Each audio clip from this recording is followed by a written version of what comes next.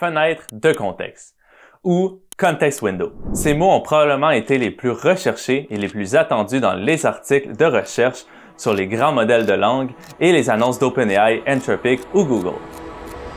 Eh bien, grâce au plus récent article de Google, Infinite Attention, les fenêtres de contexte ne sont plus un problème. Voyons comment ils ont accompli cela.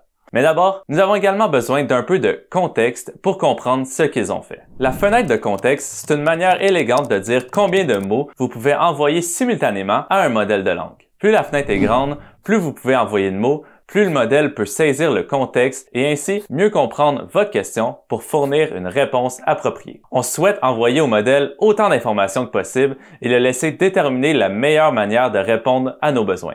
Le problème est que les performances des modèles de langue diminuent considérablement à mesure que le contexte s'accroît. Souvent, plus il voit de mots, pire sont les résultats. Si vous donnez à GPT-4 une page de livre et posez une question sur un personnage que vous savez présent sur cette page, il répondra parfaitement. Mais si vous lui donnez le livre au complet, il pourrait ne pas être capable de comprendre la question. Le modèle est essentiellement submergé. Je suppose que c'est la même chose pour nous. Imaginez devoir étudier un livre entier pour un examen et la première question, ça vous demande de vous souvenir d'un détail très spécifique à la page 24. C'est une tâche assez complexe. Le modèle est simplement submergé par trop d'informations et beaucoup d'informations inutiles. Les idées clés sont diluées avec des tonnes de pages non pertinentes. De plus, il doit traiter toutes ces informations supplémentaires pour rien. Ça coûte de l'argent réel en termes de mémoire GPU. Non seulement ça, mais des modèles comme GPT-4 ont en réalité une limite stricte sur le nombre de mots basée sur l'implémentation de l'architecture du modèle, en particulier pour les mécanismes d'attention, que nous avons couverts de nombreuses fois sur la chaîne. De plus, le modèle pourrait ne pas avoir été entraîné pour voir autant de données en une seule fois. Ainsi, il peut prêter son attention à quelques mots ou phrases, mais un livre entier, peut-être pas trop. Il pourrait juste être utilisé pour quelques phrases. C'est comme de donner un livre de 1000 pages à un enfant qui a l'habitude de lire des bandes dessinées.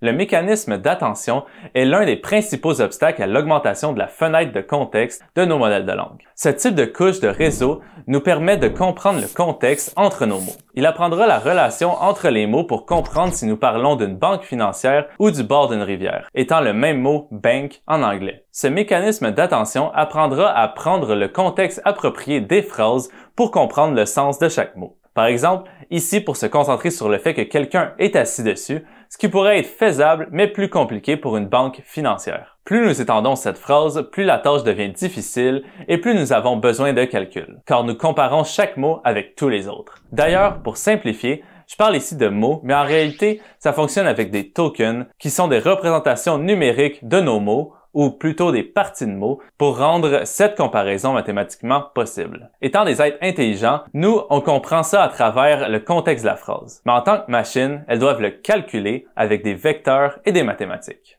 Les mots, ça n'existe pas. Ce calcul est difficile à effectuer en une fraction de seconde avec une grande efficacité, surtout si nous étendons le texte à un livre ou même à plusieurs manuels. Eh bien, Google a rendu l'utilisation du mécanisme d'attention beaucoup plus gérable pour de grands contextes de millions de mots grâce à leur nouvel article et approche Infinite Attention. Infinite Attention modifie le mécanisme d'attention standard en divisant le calcul en deux parties distinctes. Une pour les informations locales se concentrant sur les mots proches et une pour les relations à longue distance reliant les mots et les idées qui sont significativement plus éloignés dans le texte. Une amélioration majeure de cette approche, c'est sa capacité à transformer le coût computationnel de quadratique à linéaire par rapport à la longueur de la séquence d'entrée, grâce à des modifications clés du mécanisme d'attention, incluant l'introduction d'une mémoire compréhensive. Initialement, Infinite Attention traite le texte par segment plutôt que l'ensemble du contexte simultanément, en calculant l'attention locale au sein de ces segments individuels.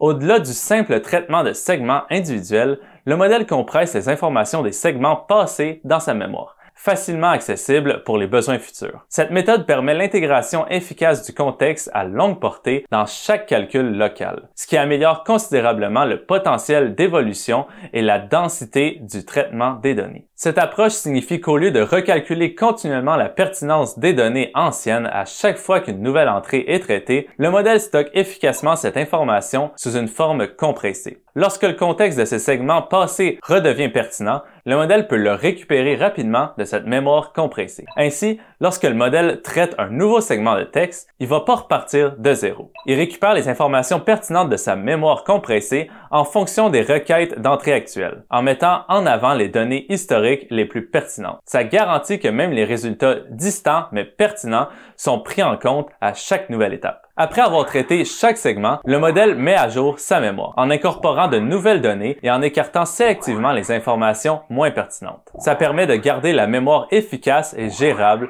optimisant à la fois la performance et l'utilisation des ressources. Et voilà! En gérant la mémoire de cette manière, InfiniAttention atteint un équilibre entre la profondeur du contexte et l'efficacité computationnelle, ce qui est crucial pour les tâches impliquant de grands volumes de texte ou lorsque le contexte historique influence significativement les décisions actuelles. Ils ont démontré que le mécanisme d'InfiniAttention fonctionne même mieux lorsque nous lui donnons plus de contexte, au lieu de détériorer les résultats. En résumé, c'est un travail très important qui nous permet de donner plus d'informations à notre modèle de langue, comme des manuels complets afin qu'ils fournissent de meilleures réponses et plus appropriées, ce qui signifie que nous travaillons de moins en moins et perdons de plus en plus de neurones.